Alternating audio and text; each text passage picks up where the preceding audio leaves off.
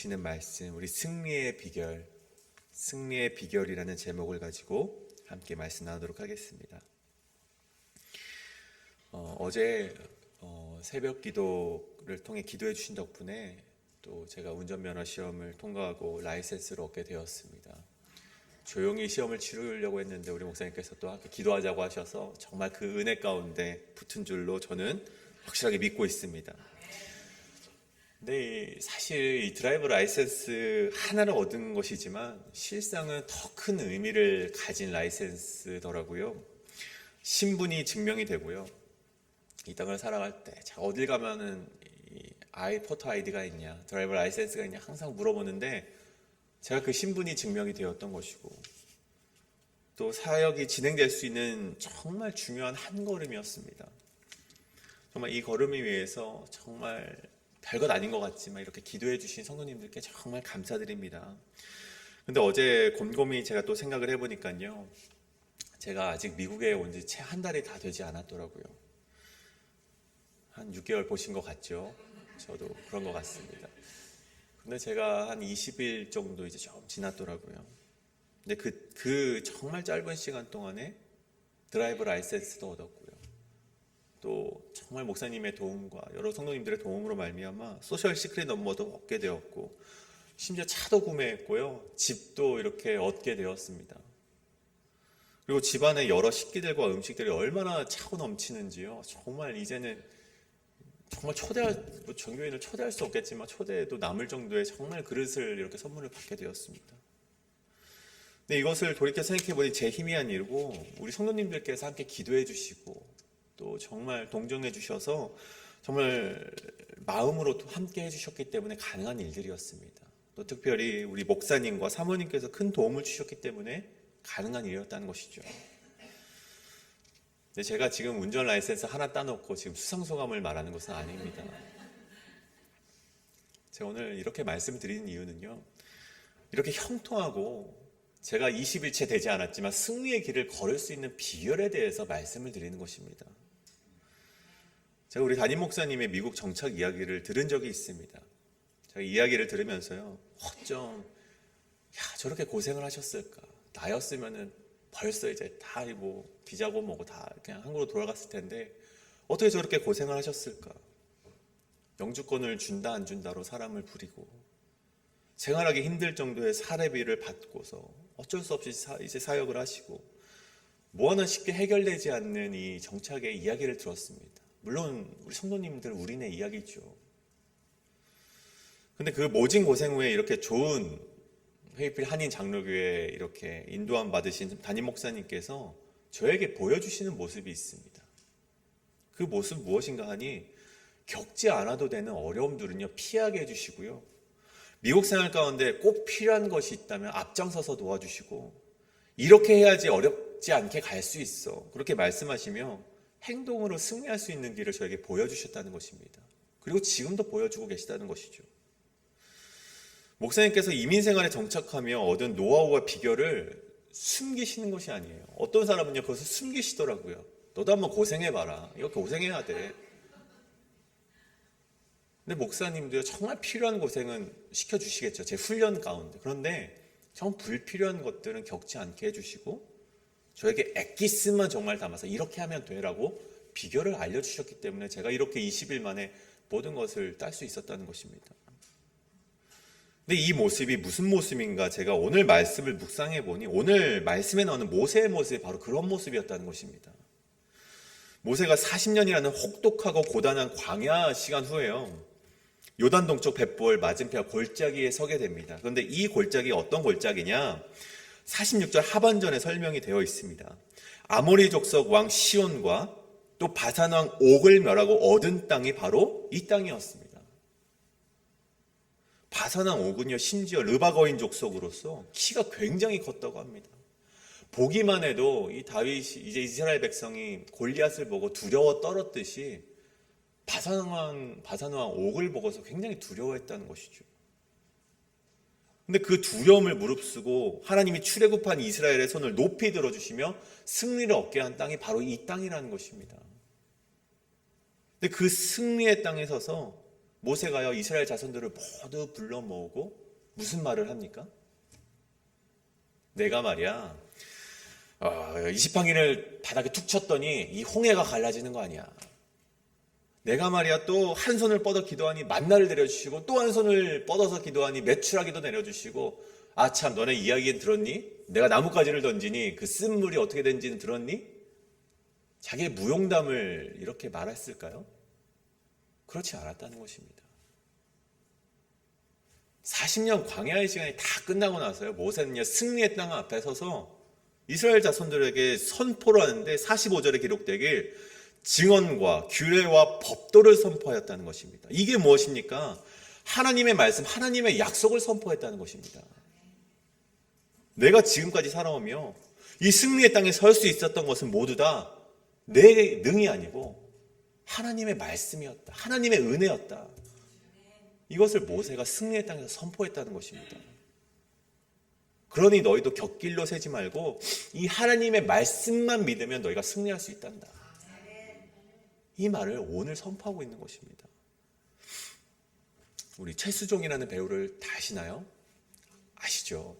얼마 전 이 최수종 배우가요 고려 거란 전쟁이라는 드라마를 통해서 16년 만에 KBS 연기 대상을 땄다고 합니다. 근데 그가 이 무대 위로 올라가서 이 정말 감동과 기쁨의 눈물을 흘리면서 이렇게 말을 합니다. 지금까지 살아온 시간과 지금까지 지나온 모든 순간이 정말 당연한 것 하나 없는 하나님의 은혜였습니다. 이 고백을요 모두가 보는 앞에서 얼마 전에 했다는 것입니다.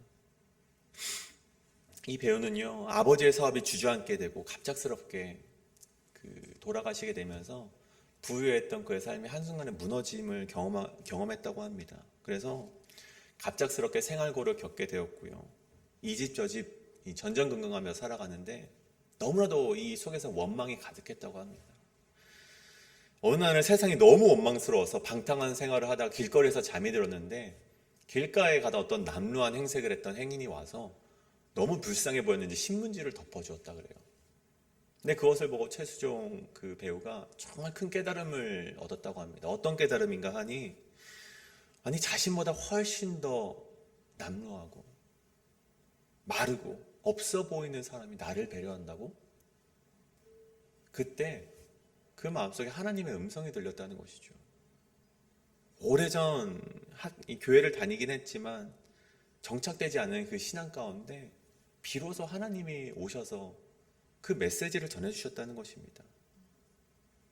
그리고 지금의 이 고백을 올리게 되었다는 것이죠. 모든 것이 하나님의 은혜였습니다. 당연한 것 하나는 하나님의 은혜였습니다. 사랑하는 성도님, 지금 이 자리에 설 수 있는 것이 나의 잘남, 나의 능력이 아니라 배고플 때 채우시고 목마를 때 마시게 하시고 광야 가운데 지키시고 보호하셨던 승리의 비결임을 오늘 모세가 우리에게 말해주고 있다는 것입니다. 저와 우리 여러분이 매일 마주하는 아주 작은 승리라 할지라도요, 또는 누군가 자랑할 만한 일이 생기시게 된다면요, 우리 성도님들께서는요 나를 자랑하시기보다 나의 무용담을 질비하게 우리가 내려놓기보다는 너무나도 당연하게 모든 것이 하나님의 은혜였음을 고백하시며 그 자리를 하나님께 내어드리실 수 있는 성도님 되시길 간절히 축복합니다. 그렇다면 오늘 모세가 40년 광야 생활 끝에 자신이 경험했던 승리의 비결, 이 하나님의 은혜, 이 은혜를 얻기 위해서 우리가 어떻게 살아가야 되는지에 대해서 이야기를 해주고 있습니다. 우리가 함께 오늘 그 두 가지 비결에 대해서 나누고 우리 역시 승리의 걸음을 걸어가시는 성도님 되시길 간절히 축복합니다. 첫 번째로 이 모세가 말하는 승리의 비결, 이 하나님의 은혜를 얻기 위해서 우리는 어떻게 살아가야 되는가? 말씀을 능동적으로 들음에서부터 시작이 된다는 것입니다. 다시 한번요. 말씀을 능동적으로 들음에서부터 시작이 된다는 것입니다. 우리 5장 1절의 말씀입니다. 모세가 온 이스라엘을 불러 그들에게 이르되 이스라엘아 오늘 내가 너희 귀에 말하는 규례와 법도를 듣고 그것을 배우며 지켜 행하라. 모세가 온 이스라엘 자손을 불러 모으고요, 가장 먼저 했던 말이 바로 규례와 법도, 즉 하나님의 말씀을 들으라는 것입니다. 이와 같은 말씀이 있죠. 로마서 10장 16절에서 17절에는요, 이런 말씀이 있습니다. 이사야가 이르되 주여 우리가 전한 것을 누가 믿었나이까 하였으니 그러므로 믿음은 들음에서 나며 들음은 그리스도의 말씀으로 말미암았느니라. 아멘. 우리 잘 아시는 말씀이죠. 믿음은 들음에서 나며 들음은 그리스도의 말씀으로 말미암는다. 잘 아시는 말씀입니다. 근데 이 17절에 쓰인 들음이라는 단어를요, 제가 원어로 한번 살펴보게 되니 헬라어 아코에스라는 단어가 사용이 되었더라고요. 그리고 앞절 16절에 보면요, 우리가 전한 것, 이사야가 이르되 우리가 전한 것을 누가 믿었나이까 하는 우리가 전한 것의 이 단어가 아코에라고 기록이 되어 있습니다. 물론 사실상 다 같은 듣다라는 의미를 가진 단어였습니다. 그런데 이 두 단어에는요, 큰 차이가 있습니다. 16절에 이사야가 이르되 우리가 전한 것을 누가 믿었나이까? 이 아코에, 전한 것, 아코에라는 것은요, 그냥 그저 울려 퍼지는 소리라는 거예요. 그냥 듣던 말던 그냥 울려 퍼지는 소리가 항상 들리는 그런 소리라는 것이죠. 17절의 말씀에는요, 믿음은 들음에서 난다라는 그 들음은요, 이 말씀 가운데 아코에스, 듣기 위해서 행동하는 그 들음을 말한다는 것입니다.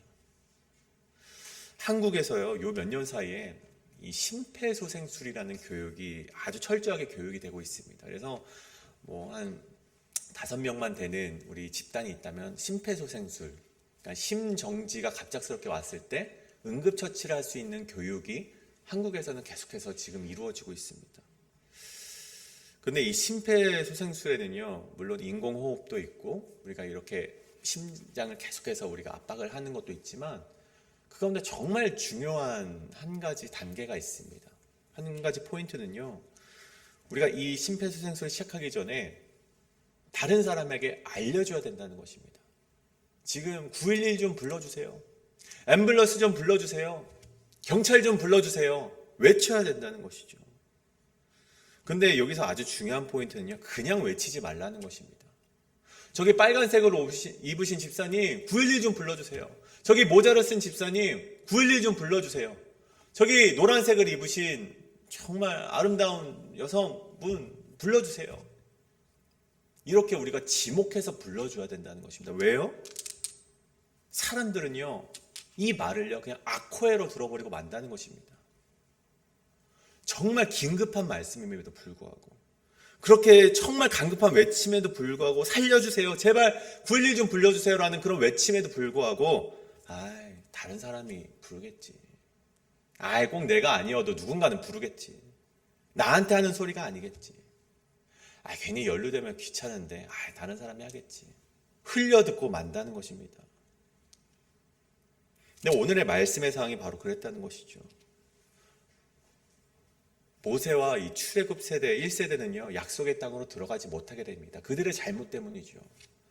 그리고 그들의 자식벌 되는 2세대만이 가나안 땅으로 들어갈 수 있게 되었습니다. 그런데 이 2세대들이요, 자식벌 되는 세대들이 광야에서 무슨 말을 들었을까요? 우리 조상님이 하나님과 약속했대. 어른들이 하나님과 약속을 했대. 하나님을 믿으래. 우상을 섬기지 말래. 그래, 그렇대. 그냥 아코에로 듣는 거예요. 그냥 말은 하지만 마음속으로 받지 못하고 그냥 흘려듣는 말로 울려 퍼지게 됐다는 것입니다. 이사야 선지자가 말한 것과 똑같죠. 우리가 전한 것을 누가 믿었나이까? 받지는 못하는 거예요. 나한테 하는 소리로 생각하지 않는 거예요. 나랑 약속한 것이 아니라고 생각하기 때문이죠. 그런데 그러한 상황에서 모세가 5장 3절에 이렇게 말을 한 것입니다. 이 언약은 여호와께서 우리 조상들과 세우신 것이 아니다. 오늘 여기 살아있는 우리, 곧 우리와 세우신 것이다. 여호수아야, 하나님이 너와 약속하신 거야. 갈렙아, 지금 너와 하나님이 약속하신 거야. 지금 여기 앉아 계신 성도님들과 약속하신 것이고요. 저 먼 옛날 모세와 여호수아와 약속하신 것이 아니라 오늘을 살아가는 우리 성도님들과 약속하신 하나님의 말씀이라는 것입니다. 요즘 시대가 어떤 시대입니까? 유튜브를 키면요, 수천에서 수십만 가지의 설교가요 정말 많이 있습니다. 저는 명함도 없지만 명함을 내밀 수도 없을 정도의 정말 공부도 많이 하시고 훌륭한 목사님들의 말씀이 많이 있죠. 우리는 그런 시대를 살아가고 있습니다. 말씀의 홍수의 시대를 살아가고 있죠. 그런데 이 가운데에서도 문제가 있다는 것입니다. 어떤 문제가 있습니까? 그 말씀이 그냥 악호에 울려 퍼지는 말씀, 그 이상 그 이하도 아니라는 것이죠. 야, 이 교회 목사님 참 말씀이 논리적이네. 야, 내 지적 수준을 채울 수 있는 이 목사님 말씀 내가 계속 들어야겠다. 우리 이우리 목사님 말씀하는 게 아니라 그냥 저 목사님 말하는 거죠. 그냥 잘해봤자 지적인 충족, 그 이상 그 이하도 아니라는 것입니다. 여러분, 말씀이라는 것이 무엇입니까? 히브리서에 보면 이런 말씀이 있죠. 하나님의 말씀은 살아있고 활력이 있고 좌우의 날선 어떤 것보다 예리하여 혼과 영과 골수를 쪼개며 또 마음과 생각과 뜻을 판단한다. 그것이 말씀이 아닙니까? 말씀을 들으면 우리의 골수가 쪼개지는 경험이 있어야지 말씀이 되지 않겠습니까? 우리 지적인 충족을 위해서 말씀을 듣는 건 아니잖아요. 변화되려고 우리가 말씀을 듣는 것이잖아요. 듣고 행동하게 하는 말씀이 우리에게 있는가? 듣고 배우며 지켜 행하는 말씀인가? 나를 변화시키게 하는 움직임이 있는가? 이것을 이 말씀의 홍수 시대에 우리는 이것을 분별해야 된다는 것입니다. 매일 우리가 듣는 하나님의 말씀을 그저 울려 퍼지고 그래 은혜 받았다 하지만 결단하라고? No. 이런 사라지는 말씀으로 흘려 듣는다면 언제 우리가 하나님의 말씀을 들을 수 있겠습니까?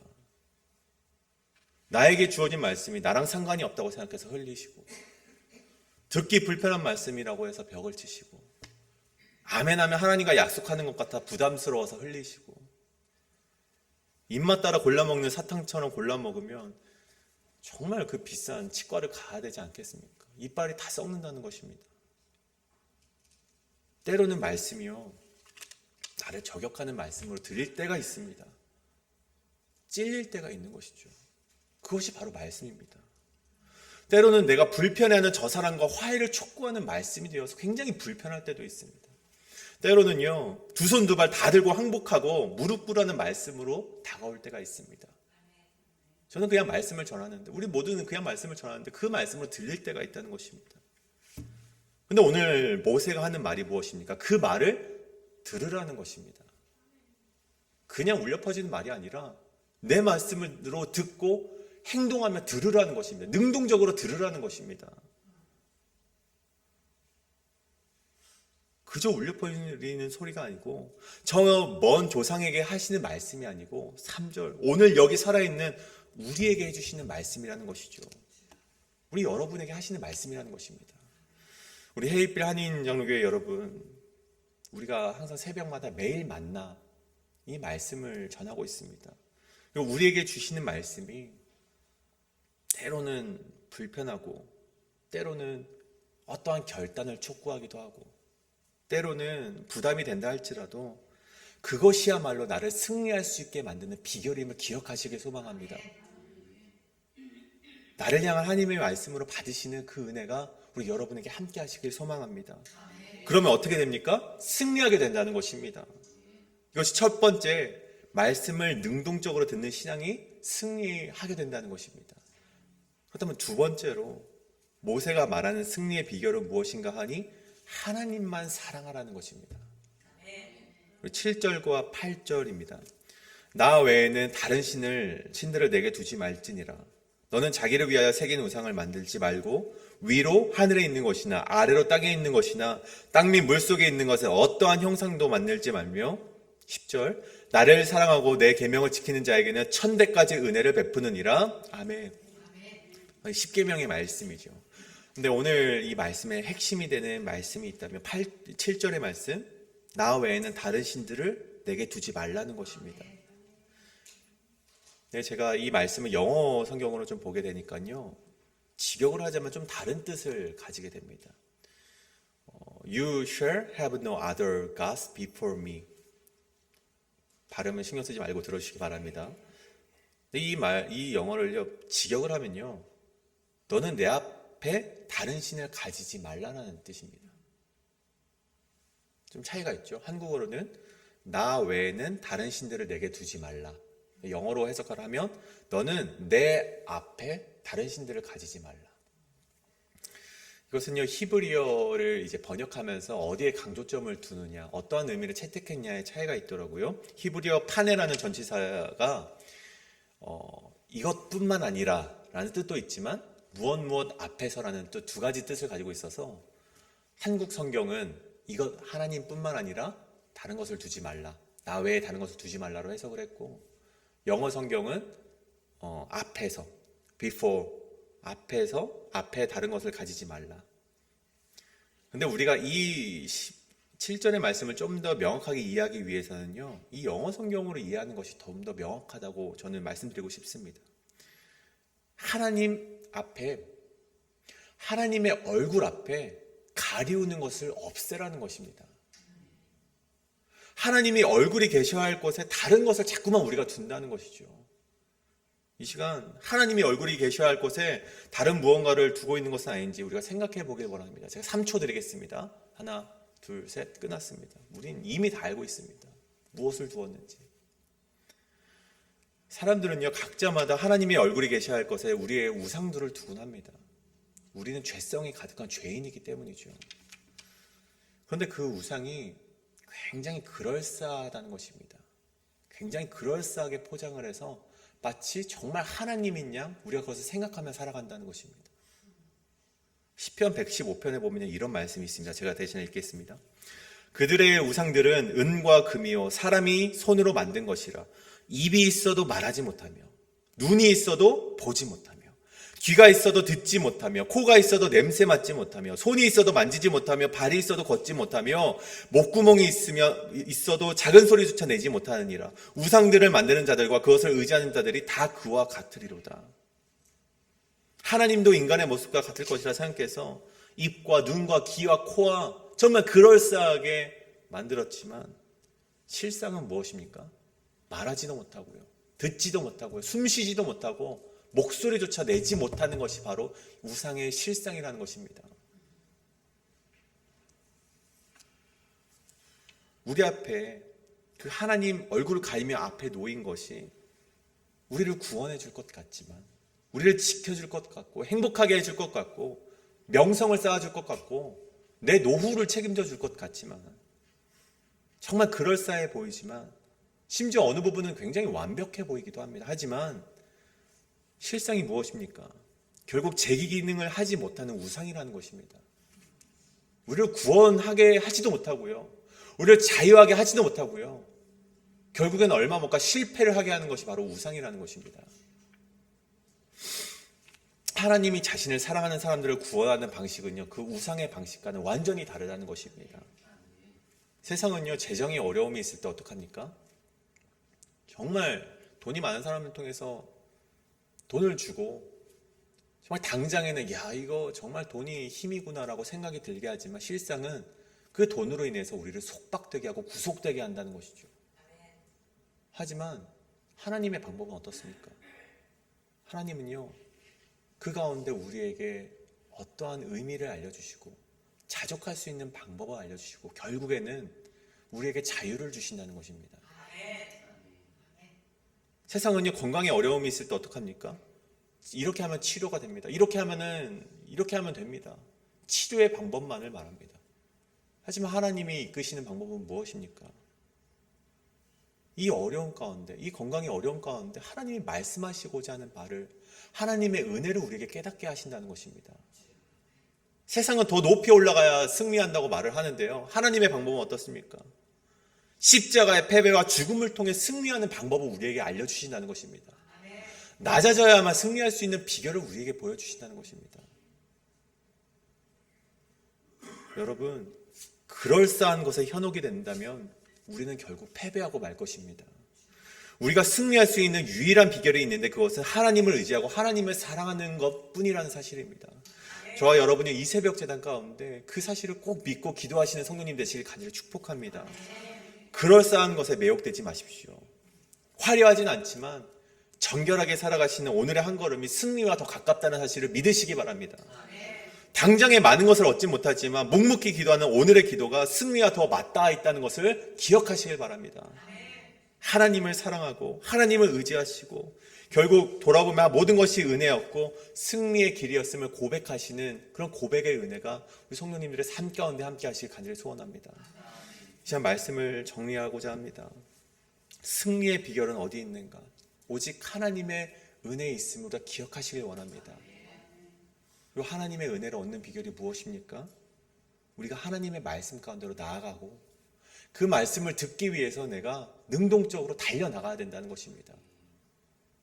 이 자리까지 나오신 수고가 얼마나 정말 아름답습니까? 하지만 더 나아가야 된다는 것입니다. 앉아있는 것이 아니라 계속 이 말씀이 내 말씀으로 듣기 위해서 받고 때로는 부담이 된다 할지라도 그 말씀은 내 안으로 받고 순종하며 나아가야 된다는 것입니다. 두 번째로는 우리 안에 있는 우상을 철저히 버리고 하나님 앞에 하나님을 가리고 있는 정말 그럴싸한 우상들을 다 집어쳐버리고 정말 하나님만을 의지하시고 하나님만을 사랑하셔서 정말 오늘도 승리의 한 걸음을 걸어나가시는 우리 성도님 되시길 간절히 축복합니다. 이제 우리 함께 기도하며 나아가시겠습니다. 우리가 이것을 놓고 기도하길 원합니다. 하나님, 우리가 승리하기를 원합니다. 오직 하나님의 은혜를 얻기 위하여서 정말 그 승리 가운데 나아가기 위해서 우리가 오늘도 말씀을 정말 내 말씀으로 받고 결단하는 성도 되게 하여 주시옵소서. 또 우상을 섬기지 않고 하나님 앞에 하나님의 얼굴을 가리고 있는 것이 있다면 정말 그럴싸한 것이 있다면 다 걷어내고 하나님만을 의지하고 하나님만을 사랑하여 하나님께서 우리에게 주시는 놀라운 은혜를 체험할 수 있는 성도 되게 하여 주시옵소서라고 함께 우리 통성으로 기도하며 나아가시겠습니다. 기도하겠습니다.